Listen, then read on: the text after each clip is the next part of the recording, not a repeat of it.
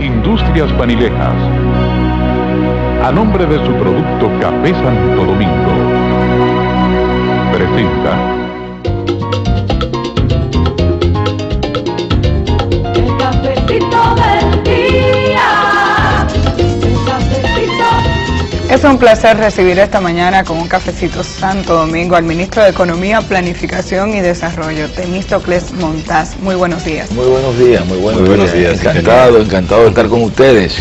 El placer es nuestro. Bienvenido. Muy bien. Sobre todo para conversar sobre temas de tanto interés, ¿no?, en la agenda nacional, y quizás pudiéramos en primer lugar dialogar sobre un informe que usted conoce muy bien, que salió a la luz pública hace algunas semanas del Banco Mundial, donde habla sobre la situación de la distribución de las riquezas en la República Dominicana, un país con crecimiento económico durante décadas, 5 décadas de crecimiento económico, pero tenemos una distribución que es muy desigual, y eso explica la situación de pobreza que vive la República Dominicana.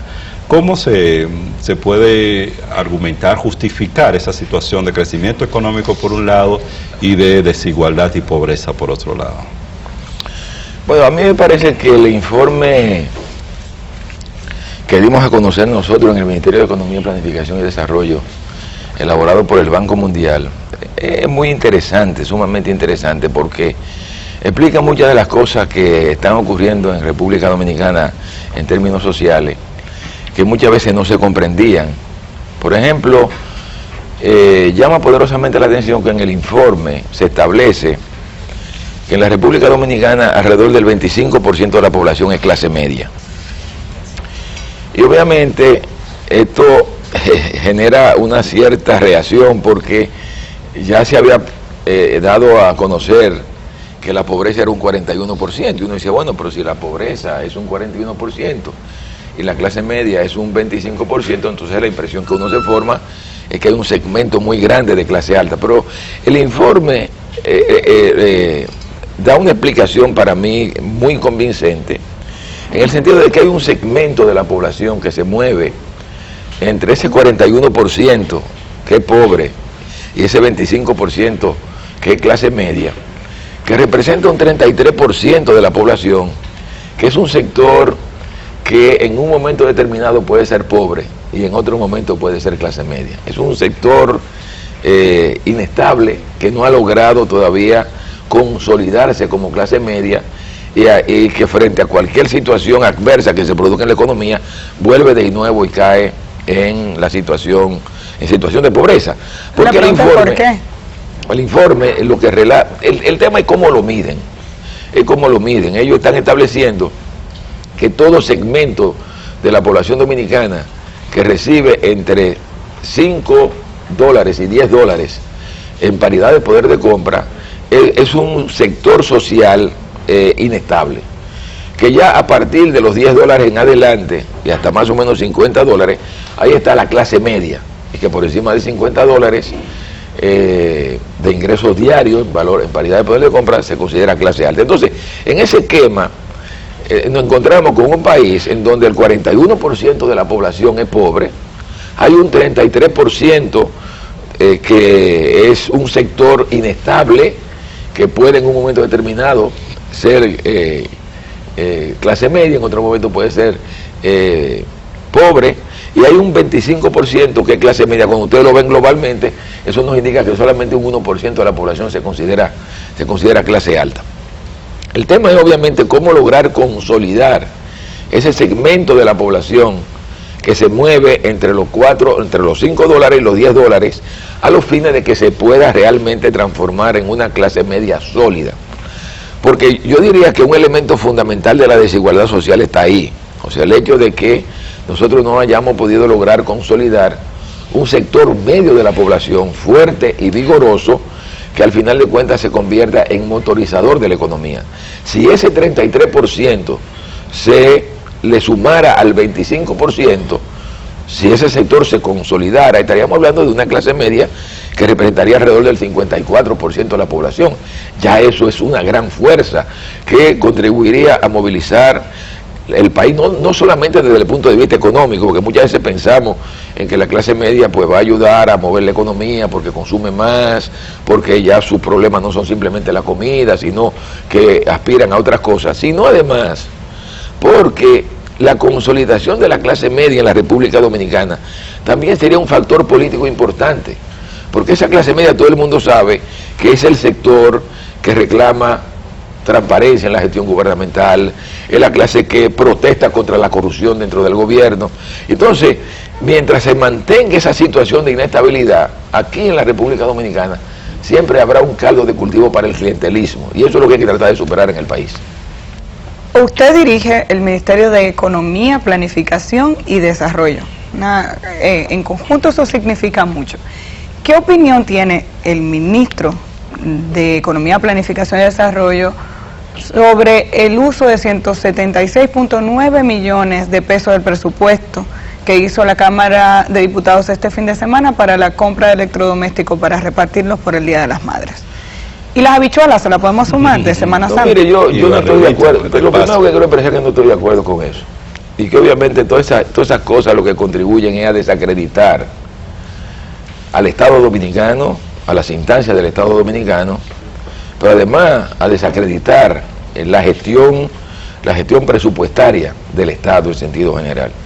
Yo creo que eso es lo que hace que ya luego no tengamos autoridad moral para reclamarle a la población sacrificios cuando haya que reclamar sacrificios.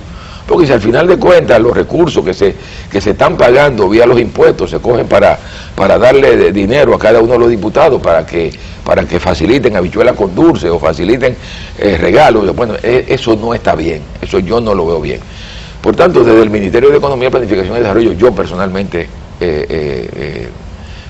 rechazo ese tipo de práctica, porque reitero, lo que contribuye a desacreditar la gestión del Estado, pero además también a desacreditar la actividad política en la República Dominicana. Sin embargo, desde el Poder Ejecutivo, cuando se lleva al Congreso el presupuesto nacional, la partida presupuestaria que se le asigna al Congreso le permite sostener lo que conocemos todos como un barrilito y cofrecito. ¿Por qué el Poder Ejecutivo calcula dentro de los ingresos del Congreso unas partidas presupuestarias que exceden sus salarios o los gastos regulares que tiene el Congreso? No, lo que tú no puedes perder de vista es que por ley hay una asignación que hay que darle al Congreso. O sea, hay una asignación que se le da al Congreso, y el Congreso obviamente luego decide cómo utilizar esa asignación. O sea, por ley el gobierno tiene que asignarle al Congreso una determinada proporción de los ingresos públicos. Y obviamente, por la independencia que hay en los poderes, el Congreso decide cómo utilizar esos recursos. Yo creo que lo correcto es que se exprese como ustedes lo expresan, que esa no es la mejor manera de acreditar la actividad política en la República Dominicana. Yo creo que al final de cuentas eso le hace daño. O sea, no es un dinero de más que se le da perdón, Javier, no es un dinero de más que se le da al Congreso. O sea, cuando el Ministerio de Economía, Planificación y Desarrollo trabaja junto con otras instituciones en el Poder Ejecutivo para enviar el presupuesto al Congreso, se asigna y se decide a qué va cada centavo. No, pero en el Congreso no. Entonces, pero la proporción que le toca al Congreso, para que nosotros podamos comprender, ¿depende de una ley? ¿O por qué ellos tienen un exceso que les permite repartir ese dinero? Depende de una ley, como depende de una ley lo que se le asigna a la justicia, como depende de una ley lo que se le asigna a la Junta Central Electoral. Eso es una ley. Pudiera eventualmente negociarse con ellos, pero al final la distribución de esos recursos es atribución de ellos. De manera autónoma estas instituciones. Correcto, actúan de manera autónoma. Una pregunta, volviendo al tema económico, ministro. La República Dominicana ahora para el año 2015, a partir del acuerdo en el marco del DR-CAFTA, pues se vería sometida a la situación de desmonte de impuestos a una serie de productos que el país importa y sobre esa base tiene relaciones comerciales Centroamérica y Estados Unidos. ¿Cuál va a ser, desde su punto de vista, el impacto que este desmonte va a tener para el país y por qué la República Dominicana, luego de 10 años de haber firmado este acuerdo, no se había preparado para crear las condiciones que le compitan competitividad en el marco de este acuerdo? Mira, el desmonte ya en sentido general se ha hecho, el grueso del desmonte se ha hecho. Ya lo que queda es muy poco. De manera que desde el punto de vista fiscal eso no va a tener un gran efecto sobre las finanzas del gobierno. O sea, yo diría que ya más del 80% del desmonte que había que hacer en el marco, digamos, del Tratado de Libre Comercio se hizo. Y ya las cosas, lo que queda desde el punto de vista económico no representa una cantidad importante en el sentido de que pueda afectar las finanzas públicas. Hay una parte que yo quisiera volver atrás de la pregunta que tú me hiciste, sí, que me parece interesante, por el tema de la pobreza, porque mucha gente dice, bueno, ¿por qué razón, si la economía dominicana ha crecido durante los últimos años de manera tan sobresaliente, por qué hay tan altos niveles de pobreza? Y yo creo que lo importante entender que si bien la economía dominicana ha crecido bien en los últimos años, ese crecimiento no ha sido un crecimiento de calidad. O sea, ha habido mucha inestabilidad en el crecimiento económico en la República Dominicana. Y esa inestabilidad en el crecimiento se ha dado también en un contexto en donde el país no había podido desarrollar hasta ahora un sistema de protección social. Por eso yo siempre señalo que el hecho de que en el año 2003-2004 se incrementara de manera tan impresionante la pobreza en la República Dominicana, con todo y que la caída del crecimiento no fue tan grande, se debió en gran medida al hecho de que en el momento en que se produce esa crisis, en la República Dominicana no se había puesto en vigencia ningún sistema de protección social. Yo diría que por suerte en los últimos años se ha venido trabajando en eso, la ley de seguridad social. Es cierto que no se ha avanzado con la celeridad con que se debería, pero ya hemos logrado poner en marcha ese sistema de seguridad social. Ya más de un 57% de la población está asegurada. Se han desarrollado sistemas alternos como los sistemas de transferencia condicionada que han ayudado a amortiguar los efectos posteriores de crisis que se produjeron, por ejemplo, en el 2008, en el 2009, en el 2011. Y eso obviamente yo creo que es el elemento esencial que explica por qué razón, a pesar de haber tenido crecimiento económico, el hecho de no haber sido un crecimiento de calidad, en el sentido de que no ha sido sostenido en el tiempo, sino que se produce con caída brusca. Esas caídas bruscas se dan en contextos donde no tenemos sistema de protección social, han determinado esta situación que hoy estamos viendo en la República Dominicana. ¿Y qué hacer para tener un crecimiento de calidad? Porque muchos también han criticado el hecho de que en gran medida el endeudamiento externo ha tenido que ver con ese crecimiento. Parece que en la República Dominicana no se ha estado apostando a un modelo de desarrollo económico y social distinto. ¿Qué hacer para ese crecimiento? Yo diría que lo que hay que tratar de lograr, yo creo que aquí en la República Dominicana en algo no hemos puesto de acuerdo todo el mundo, por lo menos en términos teóricos. Primero, la necesidad de mantener la estabilidad de la economía. Hay que tratar de garantizar estabilidad en la economía. O sea, no es posible avanzar, no es posible lograr producir un salto cualitativo en este país en un contexto de inestabilidad. Y ya esas son experiencias que le hemos vivido. Por lo tanto, yo creo que el primer requisito es garantizar estabilidad de la economía. En ese contexto, lo ideal sería el que pudiéramos propiciar crecimiento sostenido de la economía. No se trata solo de que la economía crezca un 7% hoy y que al año siguiente te crezca un 3%. No, que si vamos a crecer 5, crezcamos 5, pero 5 de manera normal, periódica, de manera tal que no hayan esas caídas abruptas que posteriormente terminan impactando de manera negativa a la sociedad. En un segundo lugar, yo creo que eso debería darse en el contexto de una consolidación de un sistema de protección social. O sea, si nosotros logramos consolidar un sistema de protección social, en la medida en que por alguna razón tengamos que hacer frente a caída brusca de la economía por un efecto de fuera, porque se produce un choque externo, Entonces eso termina amortiguando la situación social en la República Dominicana y no nos afecta socialmente. Entonces yo diría que no se trata solo de crear estabilidad, yo creo que se trata también de propiciar crecimiento de la economía. El crecimiento de la economía te va a contribuir a generar empleo.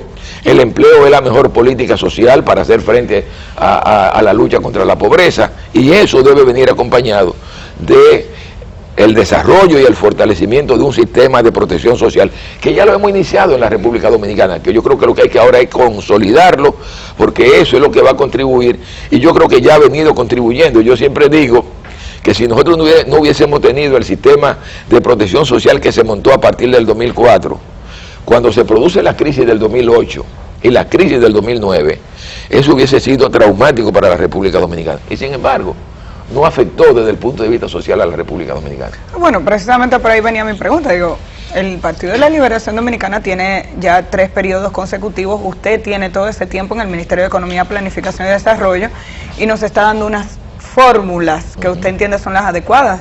¿Qué ha limitado al gobierno dominicano para garantizar ese cambio y esa estabilidad de la clase pobre que pasa a clase media de manera constante en los últimos 12 años? ¿Cuál ha sido la limitación? Usted como ministro de Economía. Mire, yo diría que se ha hecho lo que a mi entender ha sido posible en los últimos años.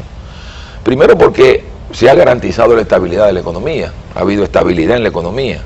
En segundo lugar, la economía ha crecido. O sea, obviamente han habido altibajos, pero la economía ha crecido. Cuando tú hablas de que entre el año 2004 y el 2012 la economía creció por encima del 6%, tú estás hablando de un país que en términos, digamos, comparativos con relación a América Latina lo ha hecho bien. O sea, crecer a un 6% en un contexto donde la región te crece al 3% en términos promedio, yo creo que habla bien de la economía dominicana. Yo diría que también en términos de la reducción de la pobreza, las cosas no han ido tan mal. Cuando tú hablas de que nosotros encontramos en la República Dominicana unos niveles de pobreza que de acuerdo con el Banco Mundial eran el 43% de la población del país, de acuerdo con la medida oficial un 52% de la población del país, y que ahora está en más o menos 35 de acuerdo con el Banco Mundial y 42 de acuerdo con el gobierno, habla de que a lo largo de los años ha habido una reducción importante de la pobreza. No se puede perder de vista de que eso ha ocurrido en un contexto de choques permanentes, o sea, el choque petrolero del 2008, la crisis económica internacional del 2009, las crisis posteriores también de incremento de los precios del petróleo y de los alimentos, que yo creo que también han contribuido a aminorar la posibilidad de que ese proceso que se inició en el 2004 de reducción progresiva de la pobreza fuera más intenso. Con su permiso, ingeniero, vamos a hacer ahora una pausa y retornamos en breve con esta interesante entrevista. Les recordamos que pueden enviar su pregunta vía Twitter, que el ingeniero está en la mayor disposición de contestarla. Regresamos en breve.